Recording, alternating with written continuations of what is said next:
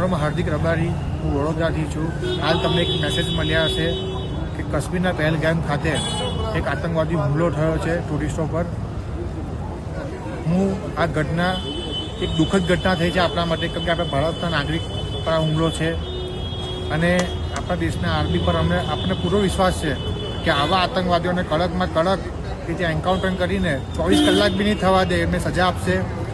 અને સાથે સાથે જે ટુરિસ્ટો અહીંયા ગુજરાતથી અહીંયા આવ્યા છે તેને ચિંતા કરવાની જરૂર નથી, કેમ કે આપણા દેશના વડાપ્રધાન શ્રી નરેન્દ્ર મોદી સાહેબ એ આપણી ચિંતા માટે આપણા દેશના ગૃહમંત્રી શ્રી અમિત શાહ સાહેબને ત્યાં કાશ્મીરના પહેલગામ ખાતે મોકલી રહ્યા છે અને અહીંયા આગળ શું બનાવ બની છે અને આગળમાં આતંકીઓની વિરુદ્ધમાં કડક એક્શન લે એના ભાગરૂપે આવી રહ્યા છે। તો તમને એક મેસેજ આપવા માગું છું। હું હાલ કાશ્મીરના શ્રીનગર લાલ ચોક ખાતે જ ઊભો છું। અહીંયા કોઈ ભાગદોડ નથી, તમારે કોઈ ચિંતા કરવાની જરૂર નથી। એના માટે આપણા દેશની આર્મી અને આપણા દેશના વડાપ્રધાન મોદી સાહેબ આપણી ચિંતા કરવા માટે ખડે પગે ઊભા છે।